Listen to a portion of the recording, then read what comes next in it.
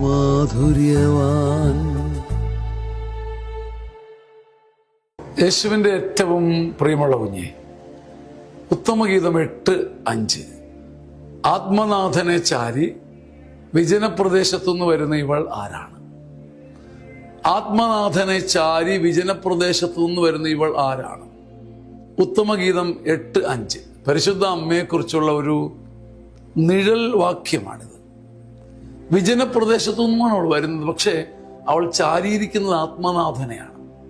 നമുക്ക് വിജനതയുണ്ട്, നമുക്ക് ഭാരമുണ്ട്, എണ്ണിയാൽ ഒടുങ്ങാത്ത മരുഭൂമി അനുഭവങ്ങളുണ്ട്. പക്ഷേ നമ്മൾ ചാരുന്നത് ആത്മനാഥനെയല്ല. ആത്മനാഥനെ ചാരി, മിശിഹായിൽ മാത്രം ചാരി, മനസ്സ് കർത്താവിൽ മാത്രം ഉറപ്പിച്ച ഒരു കന്യക പുതിയ നിയമത്തിൽ.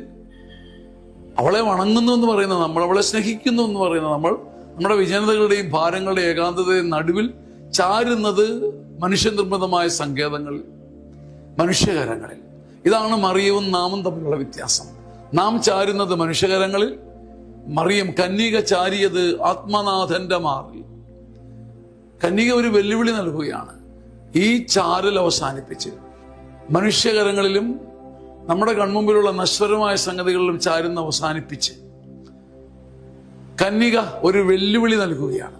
മനുഷ്യനിർമ്മിതമായ സങ്കല്പങ്ങളിലും സങ്കേതങ്ങളിലും ചാരാതെ ആത്മനാഥനിൽ ചാരാൻ കഴിഞ്ഞാൽ കന്യക ഉയർന്നതുപോലെ ഉയരും, കന്യക തിളങ്ങിയതുപോലെ തിളങ്ങും. ആ വെല്ലുവിളി കൂടിയാണ് 8 നോമ്പ്. ആമേൻ.